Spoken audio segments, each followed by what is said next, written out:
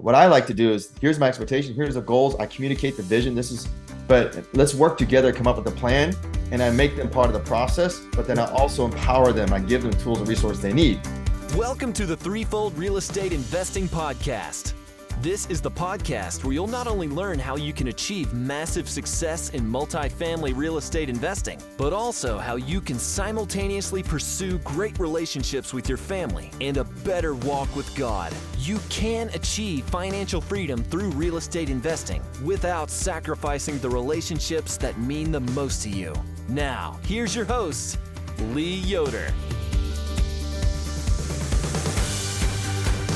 Welcome back, Threefold listeners. I hope you're having a great week this week. We've got another great guest for you today. Iven Vian, I messed it up already. Iven Vian is joining us today from Oklahoma City. Iven retired from the Air Force in 2021 as a lieutenant colonel. He flew B-1 bombers all over the world, and it's the military discipline and world travel that significantly contributed to his multifamily development initiatives dating back to 2016 with his partner, Tariq. Today, Iven and Tariq co-sponsor a significant asset portfolio under Anthem Capital. Their company includes many investors, 3,000 units, 19 different properties. They're in Oklahoma, but they've got stuff all the way from Florida to Utah. Today, Iven's focus is on asset management. That's what we're really going to dig into today. His company tasks him with all the business plan executions, deploying the latest property management technologies, and installing cutting-edge operational systems to stay ahead of the competition. Iven takes pride in this, leading his team to extraordinary results. This is stuff I harp on all the time. So Iven, thanks for joining us today. Really excited to get into all this. I think we're going to learn a lot from you today. So thanks for joining us. Thanks for having me. Pleasure to be here, Lee. Look forward to it. Yeah, Iven, before we jump into this, like I said, really want to lean on your discipline and the skills you learned in the military. Thank you for your service, of course. And I want to jump into all that, but Iven, if you don't mind, you're in the military, you got a great career there. What got you interested in, as you got out, getting into real estate? Or I guess, no, you were already getting into it. So you were into real estate for 5 years before you retired. What got you interested in it? Yeah, absolutely. Actually, my interest started in real estate way in the beginning when I first started my career. Okay. I invested in the stock market in 2001, and basically I lost all my money overnight. Wow. Got burned. Wow. I did everything that I was supposed to do. And I said, there's got to be a better way to put your hard-earned money to work for you. And I started to learn about passive investing and single-family investing. And so I was getting stationed to a new base from Rapid City down to Abilene, Texas at Dyess Air Force Base. And when I moved into town, my mother-in-law said, there's a lady going through a divorce. She's looking to sell a single-family home. Maybe you should go see if you can get something going with her. And so I really just dropped everything I had at the time and went down and knocked on her door. And long story short, I was able to buy her house for $33,000 that day. Put about $5,000 down, ran it for about $850, and created about a $300 a month passive income. And I said, there is something to this real estate game. Nice. That's how I got my first taste of the real estate world, and got excited, went all in, started learning about it. I said, oh, wow, this is really cool. You can build passive income on the side while serving in the Air Force. Yeah. Fast forward, I realized I didn't like going to Home Depot about 1,000 times a week, working all these little. Fun for a while. Yeah. Right? I've been there. Working all these homes all over the place. So there's got to be a better way, a smarter way to allow me to achieve my financial goals. My goal is to be fully retired from having to work a W-2 job when I retired from the Air Force. And so I jumped into multifamily investing in 2016, started Anthem Capital. And to date, we've done about 3,000 doors, 19 deals, multiple states, exited 14 of those 19 deals so far, and raised about $90 million. Wow. That's awesome, Iven. I mean, man, yeah, such a common story. And so many guys and girls in the military, because you guys move so much, right? Like you hear that story often where kind of become an accidental landlord or something, but I feel like it's a real benefit because a lot of people just never kind of figure out the real estate thing. And a lot of people in the military, because, move around, fall into it, for whatever reason, and see the power of it. And then, man, often off to the races. And like you said, or I read in your bio, whatnot, I think also the discipline and the organization, stuff like that all plays into it. And it's like, man, if I could, operate this, you guys, you learn so much in the military, and you're some of the best in the world. It was operational things. And so you're able to do that with a real estate portfolio. But it's kind of neat that I, always hear the story of you guys moving around and you get these houses, you got to move and, and end up figuring out the real estate thing. So, but pretty quickly, you don't want to have houses all over the place running around fixing little things. So you want to scale. So you jump into multifamily, you partnered up, man, grew an incredible portfolio. You guys have, had incredible results. Some of that is buying and selling well. But Ivan, I'm just a big believer in you can't sell well unless you operate well. You've got to get from point A to B through the operational stuff. And maybe that's been kind of easy for a while in some cases because rent has just gone higher and higher and higher and higher. But we've seen that level off, and maybe it's going to pull back a little bit. So maybe operations are going to get harder. Maybe vacancy is going to tick up. Maybe we're heading into a recession. So if that's the case, you've really got to operate well. And I know that's your, specialty there. You guys have done it, well for a long time. So let's jump into that, Ivan. Maybe just tell us a little bit about some of the most important things to focus on. That's your job. What are you most focused on to make sure your properties are operating well? Great question. I mean, at the end of the day, we carry a fiduciary responsibility to make sure we put our investors' capital to work in order to meet or exceed the projected returns that we advertise for investors. So that's the bottom line of what we're looking at. We're there to make sure we create cash flow as the first and primary goal that we're focusing on. But it just doesn't stop there. I mean, of course, you're managing a physical asset and you're overseeing all of the components of a building to make sure we maintain it in good working order. You want to make sure you have clean and functional units for tenants to rent and lease out. But a lot of the success of, or a lot of what it takes to create a successful investment is finding a good property management company and making sure that they are fully vetted and they have a full stack of systems and processes put in place in order to operate these properties. Could not agree more. And Ivan, you've done that all over the country. So do you always have the same? I'm assuming maybe you don't have the same property management company on all of your properties. So you've probably vetted multiple times. Let's dig into that a little bit. I could not agree more. I have no interest in being a property manager myself. So we like to partner with the third-party property management companies. We actually just recently switched because, we end up finding one that's better. And to me, it's so important to have the best property management that you can find. How do you vet that? Someone's getting in the game. Maybe they're moving into a new market and they need to find, best-in-class property management company. How do you go about that? Yeah, absolutely. Well, if you get into a new market, first get connected with other operators in your market and hear from them what has been their experience with their current property management company, their likes and dislikes of current companies that they're working with, and get a recommendation list and to get introductions to these property management companies, and then go and sit down and have meetings with the owner, with the VP of operations, the regionals, all the way down to the manager level. When we go into a new market or when I go into any engagement with a new property management company, we're fully vetting that company inside and out. We're talking to also brokers, real estate brokers, to see who they recommend. We'll talk to even lenders to see what their insights have been on certain companies. And then we'll talk to the company themselves. And so we are going into the back end of these companies to understand what systems and processes they have in place. First and foremost, got to make sure you have a very strong accounting team and staff. Is it one person managing 10 books? Is it two people managing 20 books? Or is it a whole full office full of people managing all the books? And we found the companies that have a very strong, top-heavy accounting department operate these properties very well. You got to know simply what the numbers are to understand where you stand, right? And we have had companies where all of a sudden $100,000 of unspoken for invoices would show up, and it would hit the balance sheet, it would hit the income statement, and like, what the heck is going on? Right. Meanwhile, we're out there creating new projects, spending the dollars that we have, and realizing we don't have $100K to pay the historical balances and so things like that, right? And so you quickly learn that, oh my gosh, you got to have a strong accounting department. So that's one. Another thing I look at is, what is the ratio between the regional and how many properties they oversee in a portfolio? Is it 1 to 5, 1 to 8, 1 to 15? I found typically 1 to 5 to 1 to 8 max is the good ratio that I like. Okay. There's just so much that goes on with one property. Honestly, one property can be a full-time job for anyone if you're doing it correctly while you're in the middle of a full rehab project. And imagine 8 of those, right? And there's a lot of minutia, a lot of details that go on. You simply can't cover it all. So I want to make sure they have high bandwidth and a small viewpoint of number of properties they're looking at. Also, I look at how long have the employees worked at this company. We have companies that have such great benefits, great leadership, great relationship with their employees, that we have employees have been with the company for 20 plus years. What does that say about the company? What does that say about the owner? What does that say about how he treats his people?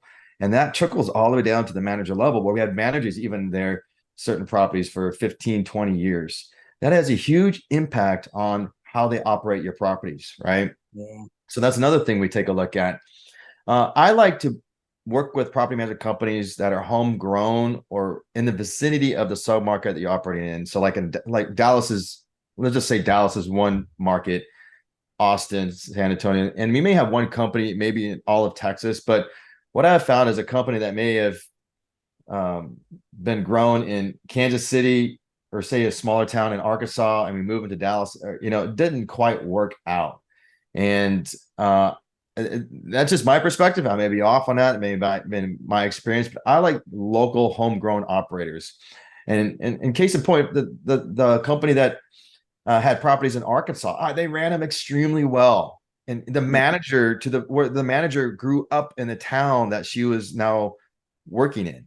Yep. Right. And she knew how to speak the language and relate to the local people to get those units leased at the rates that we needed to get it leased at.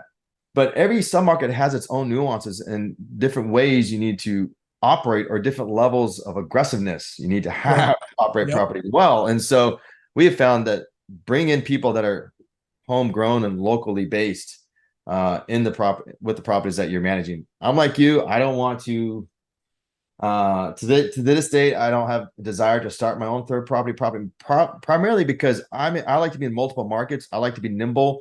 I like to be more opportunistic and get into the areas where I'm seeing certain growth factors and macro level shifts and changes, positive changes. And so I use more of a hybrid approach where I have my own back-end team and staff overlooking different various operations that are kind of plugged into the primary property management company. For us, that seems to be more effective that way. It allows us to be more opportunistic in the type of assets we're going after.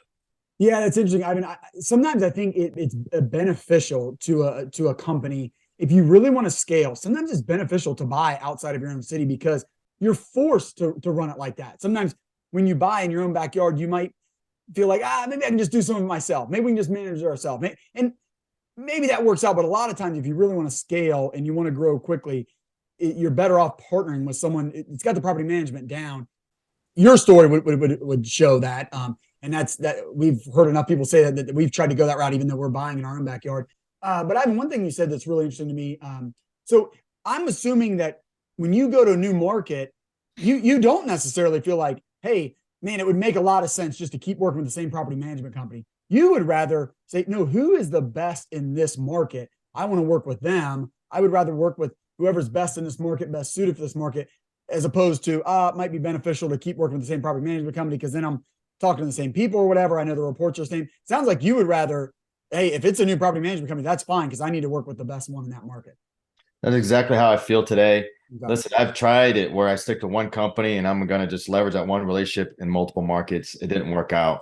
Yeah. I found that find a local company is the better way to go. Why? Because these local companies, if you have a new company in a market and they don't have an establishment there, it takes a while to build relationships. It takes a while to create HR momentum, where you're bringing in an inflow of potential employees to work for you, right? Yep, right. Where in my case, where I try to bring an outside company into a new market, 2 weeks prior to close, 0 staff is hired. That is not a good place to be. No. You want those staff hired 2-3 months prior to closings. They have been through the entire company training program. They've been trained to think and do things the company way, and they hit the ground running. Yeah. And typically that hasn't been the case. And where companies that are homegrown, established, they know all the vendors and they know the city officials, all the state inspectors, all those tertiary parties that are involved in managing a property. They have those relationships, and those relationships go a long ways Oh, when good it comes point. to operating these properties and getting things done. Yeah. And then if they're well established in that city, even as they're bringing people on, they've got people that can float to different areas. So to hold it down, or they lose somebody, they've got other people that can move around because they're so well established in that city. That's So a great point. yeah. To add on to that, especially in the Sure. maintenance world, where a lot of times Oh you'll my have floater goodness. maintenance Yes. staff, or you have a bench pool of maintenance personnel to help work down work orders when you get backed up, and that's helped out tremendously when we have these homegrown companies we Yeah. work with. Ivan, I'm interested. I love the idea. You mentioned the ratio for the regional vice presidents, and just to give a little more color on that, if you don't understand, like most property management companies, they've got their C-suite people, they've got the accounting. We'll get into that a little bit, but you've got people on site, and so at any property that's around 100 units and up, you're gonna have a leasing agent on site. You're gonna have a full-time maintenance guy on site, and then as you get bigger, you might have 1.5 in each of those positions, 2, 3, whatever. But there's somebody that kind of oversees those people. And that person, they don't do any of the on-site work. They're not doing the day-to-day work, but they're making sure that the employees that are on site are.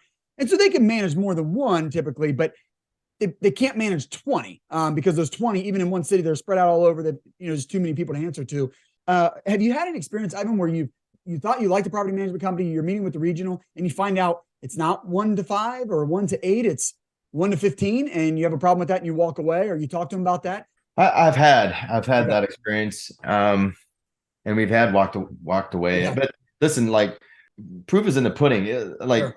the facts will start presenting themselves, and you'll start picking up the trail of like something's not right, right? And Yeah. and I'll have all of this evidence to state my case why things are going poorly. And 9 times out of 10 is just because they have 15 properties under their belt, Yes. and they Yep. can't keep up with everything. Yeah. And so, yeah, we've had to switch companies, right? As a result of that. And it is what it is. But one key thing though, manage those expectations correctly up front. Let them know this is what we like and what we expect, and this is how we like to work with our regionals at this level. If that works for you, great. If not, then maybe this is not a good match, right? Yeah. And make sure you clarify all of that in the beginning versus going down the road and like, oh, by the way, I don't like the ratio that you have. If you've got a regional that's trying to manage 20 properties, if they don't have a good accounting department, if their employees are all new, no one's sticking around, it doesn't matter how good of an asset manager you are. I mean, it doesn't matter how on top of them you stay and you're hounding them every day. They're not set up for success. So those things are so important. You mentioned getting referrals first. Couldn't agree more. I mean, how could you possibly know what it's like to work with a property management company until you have? You don't, but other people do. One thing I've always said too is like, make sure the people you're talking to have worked with them for over a year, because a lot of times you may have the honeymoon period, right? It may look good. Like you said, the proof's going to be in the pudding, and you find out later. Now, once you find them though, listen, like, they're the best asset on your team, and treat them as such. Oh my goodness. Yes. Like, they're not your enemy, and they're not your little kid. Good point. Yeah. So like, they're part of my team. I embrace them. I embrace the relationship. I'll nurture the relationship. I'll grow the relationship. Yep. I'll admit to my own wrongdoing when I'm making mistakes. It's not a power play position as an asset manager and owner. Like, you're entrusting them with a multi-million-dollar company, right? And you give them the keys, but you also have to trust them. You have to trust them, and you have to, like, what I like to do is, here's my expectation, here's the goals. I communicate the vision. But let's work together, come up with a plan, and I make them part of the process. But then I also empower them. I give them tools and resources they need. For example, if they're getting behind on work orders or getting bogged down because we had a really rough unit, I'm like, hey, listen, do we need to bring in a third party crew to kind of get this unit turned around? Things like that. Or, hey, you need a golf cart because there's a lot of hills in this property. That makes sense. Let's get you a golf cart, right? Yeah. And then give them bonuses, like, and recognize them for their efforts. Like, it's a thankless job, because you're never going to win. There's always something wrong. I don't know if you ever had those jobs in your life. I've had, and it's like, you can work hours beyond hours, stay up late, go in early, and still something will be wrong. Right. And you'll get blamed for it. So, like, have some appreciation for that too, right? With these people. That goes a long, long ways when you show care and concern, and you value people and their worth. And to me, those are some of the things I think owners and operators don't quite understand. That, like, at the end of the day, this is like everyone says a relationship business, but it's leadership business. It's not just managing, you're leading people, you're caring for people. I think that is something that we can do better in this space.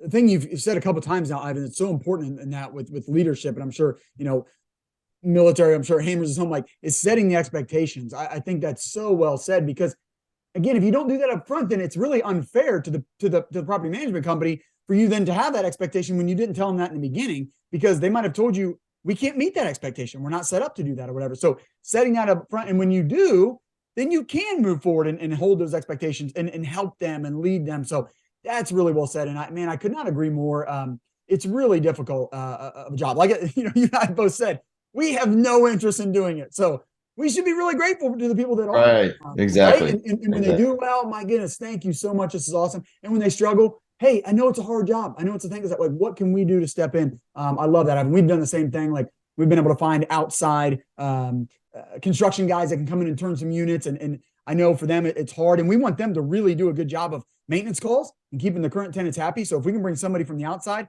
and handle some of the unit turns, that really helps all of us. And another thing is, spend a day with the regional, shadow them, and sit in on their training classes. I had a regional unpack her entire training program, show me all the slides, show me things from her perspective, show me things from a manager's perspective, what their roles and responsibilities, all their tasks are. And then show me how when an owner comes in and says, by the way, all this stuff, and she still has to get all of her stuff done and your stuff done, like, go through that process. Yeah. And that'll help you become a better leader of these people as a result. Yep. Yeah. Great point. This is awesome, man. Hey, Three Full listeners, just want to take a quick break from the show to introduce you to our sponsor, Pure Property Solutions. They specialize in CapEx projects for multifamily and commercial properties in the tri-state area. They handle painting, carpentry, roofing, windows, and more. The Pure Property Solutions team prides itself on quality work for a fair price with excellent customer service. They are adept at keeping a good relationship with residents at the job site and are always willing to work toward a creative solution while keeping finances in mind. I can speak to this firsthand. We've worked with Pure Property Solutions on a big project we had that they put in all new windows for us, all new decks, did some roof work for us, and we just had a great experience. They deliver quality product. They have good craftsmanship, good communication. And to be honest with you, like, not everything went perfectly, but when things didn't go perfectly, they returned our call, they fixed it, they got out, they heard us, and they made it right. And that's what you want. Check them out. If you've got a big CapEx project in the tri-state area, check out Pure Property Solution. The link will be in the show notes. Now, back to the show. As we kind of bring this around to a close, I always like to ask my guests, what do you think is a key ingredient for being a successful real estate investor, specifically maybe in multifamily? A key ingredient to be a successful real estate asset manager? Yeah, sure. Let's go there. Yeah, absolutely. Know yourself well. Know yourself well. You got to know your strengths. You got to know your weaknesses. And once you know what that is, you know what you can work on. So I think that's one key thing, is to know yourself well. Do a strengths test. Do all these different, personality tests to really understand who you are. That way you'll know how you can better effectively lead, manage. And maybe if you're not a systems-oriented person, you can find someone on your team that is a more 100%. Of an implementer versus a visionary. And you can put in those systems that so well said. The machine will run itself and make your life a lot easier. Oh my goodness. So are you the implementer, the integrator? I'm the integrator, man. Okay, you are. Yeah, that's what I thought. I'm not. I'm a visionary. And that's what, it's not me, but I know it's so important. I need that, I need my partners to do that, because, so I'm a visionary. I cannot do that stuff. Not well. So really well said. Well, hey, a little flip on that question, Ivan. For most of us, the reason we do real estate is to improve our lives, to have time freedom, to have time with our family, the things that are, even more important to us. For you, Ivan, what's that key ingredient to make sure while you're pursuing success in real estate, and you guys have certainly had it, what are you doing to make sure you're also having success outside of real estate with your family, your faith, if that's important to you, and those things? I'm 100% all those things, family, faith. I mean, of course, that comes first. I think, honestly, this path that I've chosen, entrepreneurial path, is a path of self-discovery more than anything. Yeah. The idea of being an entrepreneur, kind of a free thinker, free person. I was just sharing with my wife earlier today, is like, man, it feels great to not have to go in the office and deal with office drama, No, sure. and so like you're literally on your own, but you have the freedom to truly discover who you were from the beginning. And I think we go down these paths in life where we're told who we are, or we give our power away to some authority to let them tell us who we are. And like, for example, you get a promotion, and you get promoted, you get elevated to different levels in companies. Me in the military, I was a lieutenant colonel, but I wasn't a colonel general. So that's how I was seen as this person. But you get to wipe that slate clean and really go on this journey of understanding who you are. And to me, that's fascinating because I'm learning more and more every day, and it keeps me engaged, keeps me curious. And then I think that makes me a better human being. Like, no one's perfect by any means. We always got rooms for growth, but it makes me a better person overall. So I can be a better father and husband for my wife, a better community leader, a better friend for my friends, because I took time to know myself. Yeah. As you said, I love how you said that the entrepreneurship and the entrepreneurial journey is one of self-discovery. And it just made me think of times that my wife has been like, I didn't know you were like this. Like, when we got married, I had no idea. And I'm like, I didn't either.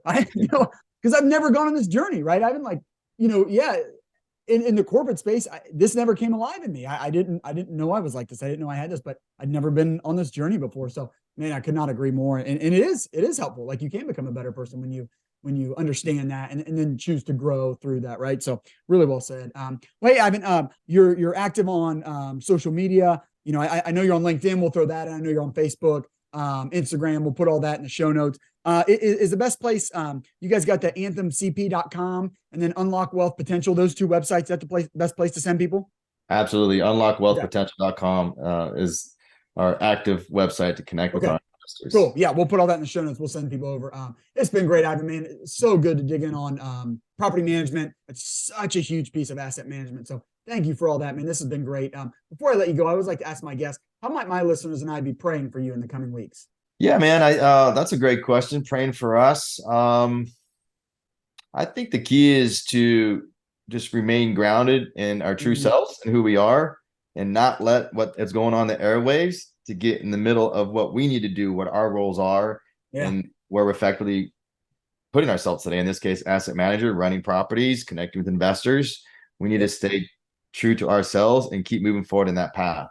Yeah. In today's time. Well said. Yeah. It can be hard sometimes. Yeah. Sometimes you need to block all that stuff out. Sometimes we take in too much information, staying grounded, staying focused on what we're doing, what God's calling us to. So important, man. We'll be happy to pray for that with you. Again, Ivan, thanks for coming on, man. This has been really, really helpful for me. I know my audience. So appreciate coming on today, man. Take care. Thank you. Appreciate it. Thank you for joining us for another great episode. I hope you'll take action on what you've learned today. If you enjoyed today's show, please consider leaving Lee a 5-star rating and review. And check him out on threefoldrei.com. Until next time, 1 Timothy 6:17.